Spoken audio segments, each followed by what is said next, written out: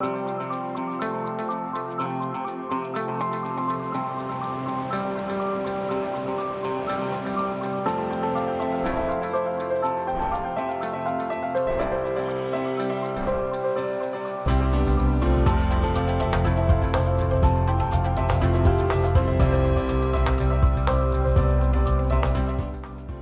afternoon and thanks for joining us. I'm Judy Simpson.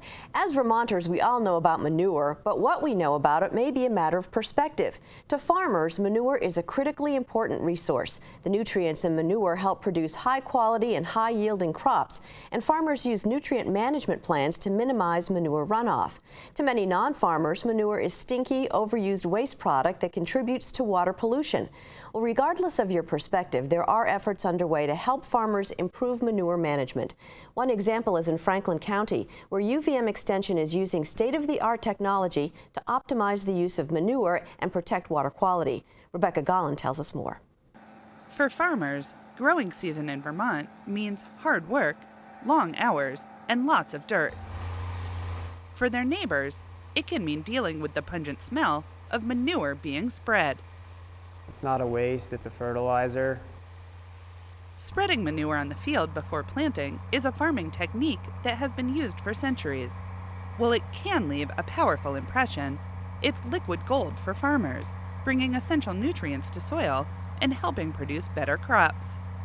In the past, some farms would, go out and apply their manure. What they had, they distributed it to the fields, and that's the way that we've done manure application in Vermont and really across the country for a very, very long time.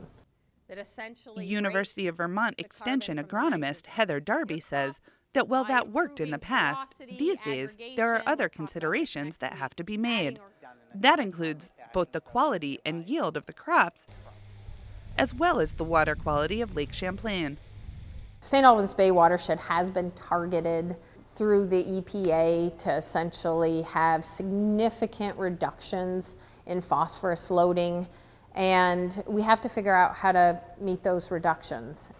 Darby and her team recently received a $75,000 grant from the Agency of Natural Resources through their Ecosystem Restoration Program. The grant is aimed at bringing precision agriculture to manure management. That means using a variety of equipment and software to measure exactly how much manure is being spread and where. The project will use Global Positioning System, or GPS, and Geographic Information System, or GIS, to help detect the fluctuating nutrient needs within individual farm fields, and then enable manure spreaders to adjust application rates as needed. The project's focused in the Jewett Brook watershed, which is a watershed that has been identified as being impaired from nutrient and sediment runoff, some of that coming from agriculture. So the goal is to really go into this very small defined sub-watershed and work with the farmers there, evaluate their nutrient management plans, look at where buffers should be, what the rates of manure application are, and essentially translate those into what's called prescriptions. The group will be testing these precision technology tools on 2 types of spreaders in Franklin County over the next couple of years. This is a manure spreader that we set up last year for a custom operation. It's got a vertical tillage injector. It's a VTI injector. It's came from Iowa. Scott Magnan does custom crop service and manure application out of his shop in St. Albans. Among many things, he helps clients figure out how to make a nutrient management plan to implement their prescription. He does that using a piece of technology that will make some farm neighbors cheer. Pulls the dirt, dirt's airborne, manure falls down, and then the dirt hits 2 closing discs and falls over it. It's a manure injector, and it buries its bounty beneath a layer of dirt, directing it to where the nutrients are needed the most, and, more importantly, no odor. Some people just hire us because of the odor, just if they're in a village and they want to have a good relationship with their neighbors. Magnan and Darby are helping area farmers integrate these new techniques, which will give the farmers greater flexibility over traditional broadcast spreading. The machines are outfitted with the equipment to monitor every aspect of the job. So we installed a display inside the cab where the operator can select the job he's doing, what piece of equipment he's doing, and the target rate in a prescription if it has one. And that's going to get a rates per gallon from the flow meter that's attached to the manure spreader. The new technology also helps whoever is doing the spreading ensure that their load ends up in the right place. You know, most nutrient management plans today are very paper-based, and so, you know, generally a custom applicator would have like a, you know, clipboard full of maps that kind of shows them where the buffers are and where, you know, what the manure application rate should be and how many times a year they should be applying manure. And that's really difficult to manage while you're driving. Darby hopes the end results will inform farmers about a safer and more efficient way to manage nutrients, while helping them track exactly what is going on and into their soil. At the end of the day, you know, this technology also records the rate of manure applications that are put on the fields. It gives the farmers a nice sort of recording of what actually happened. It helps the custom applicator really track what's going on, and it does it automatically, you know, through the program. So, you know, the goal is to make it easier for everyone so that implementation becomes easier and happens. Helping farmers learn new ways to keep their nutrients on the farm and out of Lake Champlain. In St. Albans, I'm Rebecca Gollin with Across the Fence. You can get more information about the Manure Project and other research being done by Extension's Northwest Crops and Soil by visiting the website on your screen. It's uvm.edu/extension/cropsoil. Well, back in the 1980s, the term functional food was coined. Functional food refers to those that provide positive health benefits beyond their basic nutritional value. Things like whole grains and tomatoes are prime examples. Milk is also a functional food, but can milk be made even better? Well, Keith Silva reports. The arrival of the milk truck is one of the rhythms of dairy farming. A business-as-usual routine that goes on every day on every farm. But at this pickup, there's a slight change in the routine. This truck only picks up milk from 100% grass-fed cows. It's being marketed as Grassmilk, and for 14 dairy farmers in Vermont, it's a change from business as usual.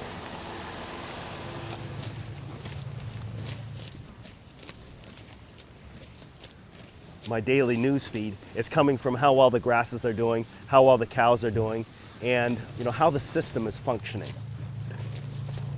The Beidler family have been grazing cows on their 100-acre farm in Randolph Center since 1998. I didn't own a farm of my own, so we were having to start in with a mortgage and purchasing the equipment and the land and the cattle and everything, and realized that it was enough to pay a mortgage, but to have to pay for lots of equipment on top of it, we were hoping to avoid that. And I saw a grass-based farm as a window of opportunity. Any farm, if you really love what you're doing, that's the system which works well for your farm, and that's what has done well for us here. Grazing fits Beidler's production system as a certified organic farmer, and he believes it's also a perfect match for Vermont. I think the Vermont landscape does lend itself well to growing grass. It's a default option that happens naturally here.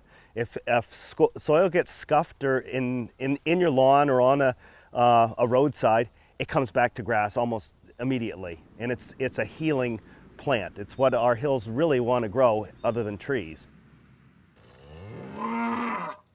Beidler takes his feeding program one step further than most other organic dairy farmers. His herd eats grass, and that's about it.